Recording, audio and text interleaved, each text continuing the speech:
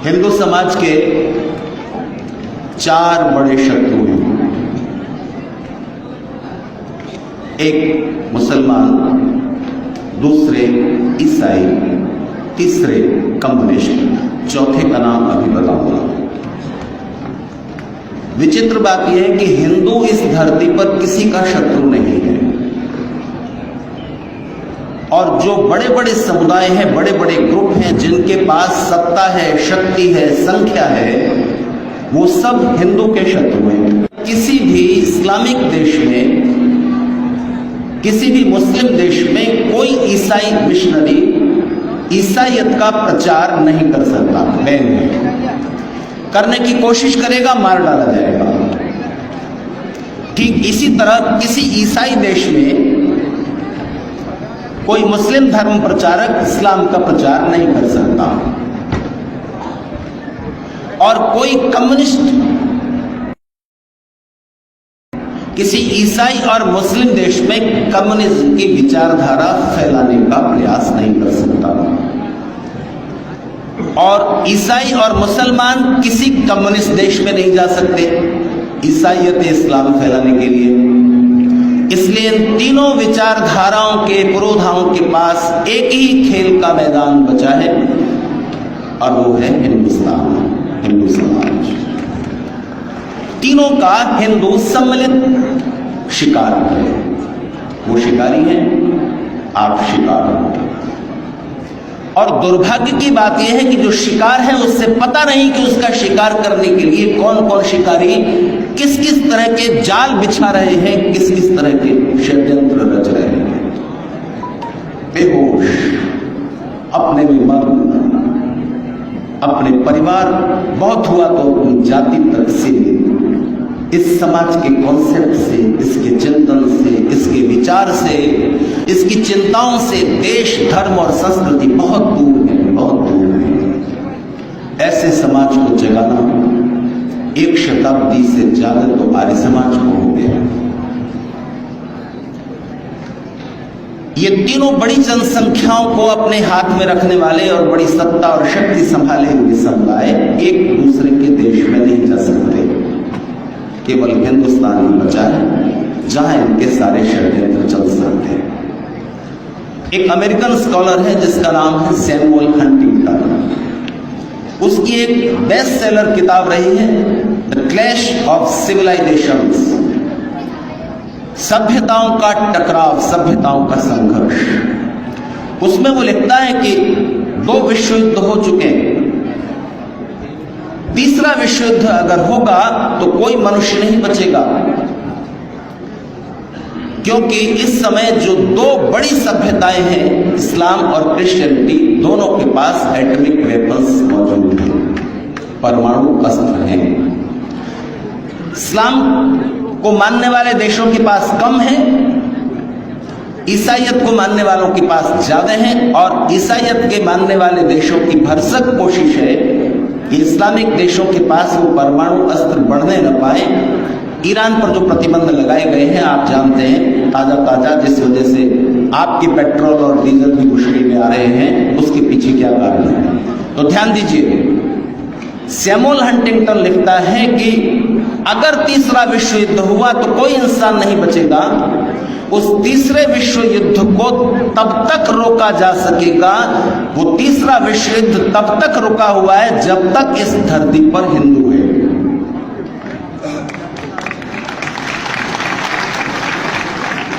ताली बजाने वाली बात बिल्कुल भी नहीं है, चिंतित होने की है। सैमुअल हंटिंगटन कहता है कि तब तक तीसरा विश्व युद्ध होने से बचा हुआ है जब तक इस धरती पर हिंदू है। क्यों? क्योंकि हिंदू इस्लाम और क्रिश्चियनिटी इन दोनों बड़ी सभ्यताओं का सीधा संघर्ष रोके हुए है, क्योंकि अभी दोनों का निशाना हिंदू है। जिस दिन हिंदू मिट जाएगा उस दिन उनका सीधा संघर्ष शुरू होगा।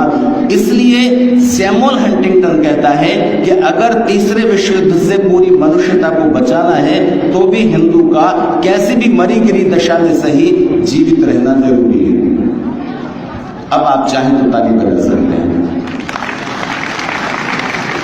लेकिन बात इतनी आसान भी नहीं है।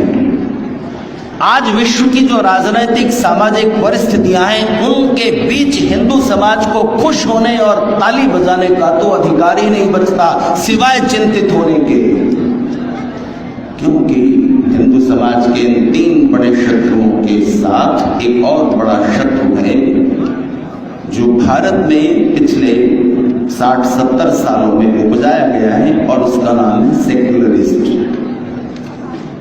वो व्यक्ति जो धर्मनिरपेक्ष है और हिंदू है, उससे ज्यादा खतरा है।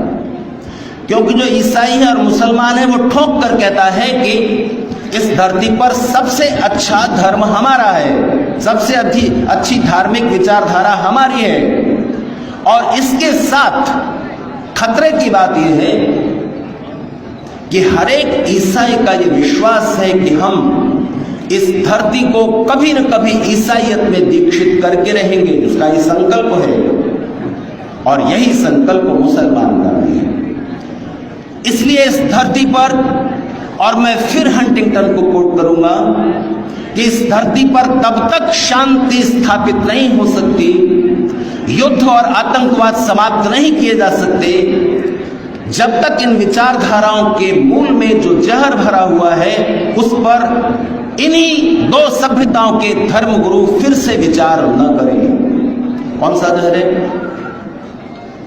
ईसाई को क्यों दिलचस्पी है कि हिंदू को ईसाई बना दें, सारे हिंदुओं को ईसाई बना दें? पोप आया, पोप कैथोलिक ईसाइयों का सबसे बड़ा धर्मगुरु, और ये बोल करके गया कि हमने यूरोप को ईसाई बना लिया, अफ्रीका को काफी हद तक बना लिया, ऑस्ट्रेलिया महाद्वीप ईसाई है ही, अब बारी एशिया की है। 21वीं शताब्दी में हम एशिया को ईसाईयत में दीक्षित कर लेंगे। आखिर क्यों, इतनी क्यों इच्छा है आपकी? लोगों को अपने अपने विचारधारा से जीने दो ना। नहीं, क्योंकि उनको ये समझाया गया है कि जब तक आप दूसरों को जीसस की शरण में नहीं ले आते, तब तक आपको स्वर्ग में स्पेशल फैसिलिटीज नहीं मिलेगी। इस लालच की वजह से उन्हें सारी दुनिया को ईसाई बनाना है। इस्लाम एक कदम आगे बढ़ता है। इस्लाम कहता है कि जब तक तुम दूसरों को अल्लाह के नीचे नहीं लाते, मोहम्मद पर ईमान लाने के लिए मजबूर नहीं करते, तब तक तुम अल्लाह के गुनहगार हो। तुम्हें ये करना ही है, नहीं तो तुम अल्लाह के गुनहगार हो और तुम्हें इसकी सजा मिलेगी। इसलिए वो जिहाद के लिए तैयार है। हिंदू किसके लिए तैयार है? हिंदू कहता है कि सब धर्म अच्छे हैं। मैं हिंदू से पूछना चाहता हूं, हमारे समाज के और राष्ट्र निर्माण पार्टी के इस मंच से, अगर सब धर्म समान रूप से सही और अच्छे हैं, तो फिर कोई हिंदू अगर मुसलमान या ईसाई बन जाता है तो तकलीफ की क्या बात है? जब तुम ये मानते हो कि सब धर्म समान रूप से सही और अच्छे हैं, फिर क्यों परेशान हो?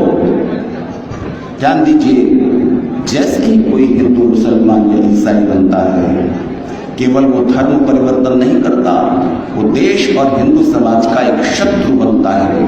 क्योंकि उसकी आस्थाएं, उसकी धारणाएं, उसकी मानसिक जड़ें राम और कृष्ण से हटकर, महाराणा प्रताप और छत्रपति शिवाजी से हटकर, अकबर और औरंगजेब से इस देश पर हमला करने वाले लोगों के साथ जुड़ जाती हैं। वो रामकृष्ण को अपना पूर्वज मानना छोड़कर अपनी सहानुभूति और अपनी आस्था उन हमलावरों के साथ जोड़ता है जिन्होंने इस देश को गुलाम बनाया। इसलिए एक शत्रु तैयार होता है।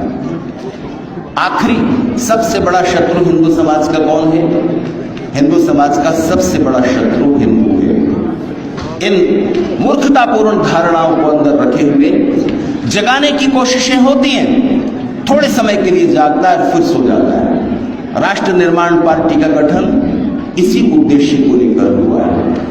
कहीं पर नेत्रदान शिविर हो रहा था और लोग अपने अपने आंखें मृत्यु के बाद किसी को दान कर दी जाए ताकि वो भी देख सके, इसके लिए फॉर्म पर हस्ताक्षर कर रहे थे। उस शिविर में झूमता झामता एक शराबी आ पहुंचा और उसने पूछा क्या हो रहा है यहाँ? तो उसे बताया गया कि मरने के बाद भी आपकी आंखें देखती रहें, किसी के काम आ जाए, इसके लिए संकल्प लिया जा रहा है। तो उसने कहा मेरे भी साइन ले दो।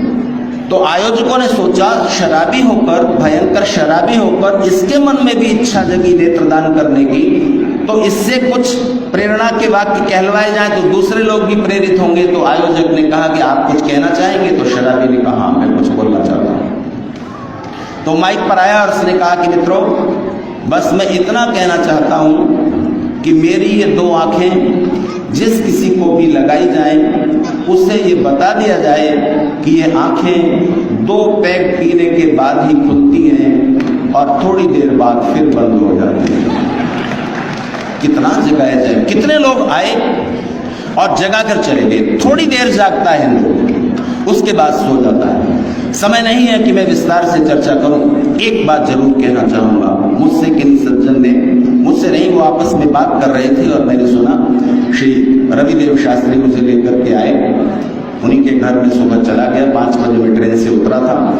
तो बात करते मैंने सुना कि कह रहे थे कि जब भारतीय जनता पार्टी शासन में है ही, वो भी तो राष्ट्रवादी पार्टी है, राष्ट्र की बात वो भी करती है और वो अपना काम कर ही रही है, तो अब इस राष्ट्र निर्माण पार्टी की क्या जरूरत है? 2 कारण है, एक बड़ा कारण है और दूसरा उससे भी बड़ा कारण है। वीपी सिंह जब प्रधानमंत्री थे तो कहते थे कि 2 सेक्युलरिस्ट पार्टी रहनी चाहिए, एक पक्ष में एक विपक्ष में, ताकि तीसरे भारतीय जनता पार्टी जैसे दल को आने का मौका न मिले। मैं कहना चाहता हूं कि एक बड़ा कारण तो यह है, राष्ट्र निर्माण पार्टी के लिए एक प्रेशर ग्रुप रहना चाहिए और एक विकल्प रहना चाहिए। भारतीय जनता पार्टी जैसे दल भी अगर गलत कदम उठाएं तो ठाकुर विक्रम सिंह जी का नेतृत्व उनको दिशा दे सके और उनको विकल्प का खतरा रहे कि अगर तुम ठीक नहीं करोगे तो एक और दल मैदान में है जिसकी केंद्रीय विचारधारा राष्ट्र है। और दूसरा बड़ा कारण इससे भी बड़ा है और वो ये है कि भारतीय जनता पार्टी हो या राष्ट्रीय स्वयंसेवक संघ हो, अगर उससे जुड़े हुए कोई महानुभाव यहाँ बैठे तो मुझे क्षमा करेंगे कहने के लिए कि उनको ये नहीं मालूम है कि राष्ट्र के निर्माण की मूल प्रक्रिया क्या होनी चाहिए। आप उसी प्रोसेस से चल रहे हैं। उस प्रक्रिया के अंतर्गत फिर से अगर कांग्रेस आएगी तो उसने तो अब अपने मैनिफेस्टो में उसी सांप्रदायिकता विरोधी कानून का जिक्र किया है कि हम सत्ता में आए तो हम ये लागू करेंगे, जिसके बारे में ठाकुर साहब बोल रहे थे। और उन्होंने अभी अभी ये कहा है कि अगर हम सत्ता में आए हम धारा 370 और 35A को फिर से लागू करेंगे। क्या वो फिर से सत्ता में नहीं आ सकते अगर चुनाव प्रणाली यही रहेगी? तो चुनाव प्रणाली जड़ है सारे करप्शन की, सारे भ्रष्टाचार की और हिंदू समाज को जातियों में बिखेर देने की। एक चुनाव आता है, हिंदू समाज को जातियों में तोड़कर चला जाता है। इस चुनाव प्रणाली के सुधार के मूल तत्व क्या है तो वेद बताएगा ना। उनके पास वो विचार नहीं है। उस विचार और चिंतन को हिंदू समाज को परिचित कराने के लिए और राजनीतिक दलों के बहरे कानों को खोलने के लिए राष्ट्र निर्माण पार्टी की जरूरत है। इसलिए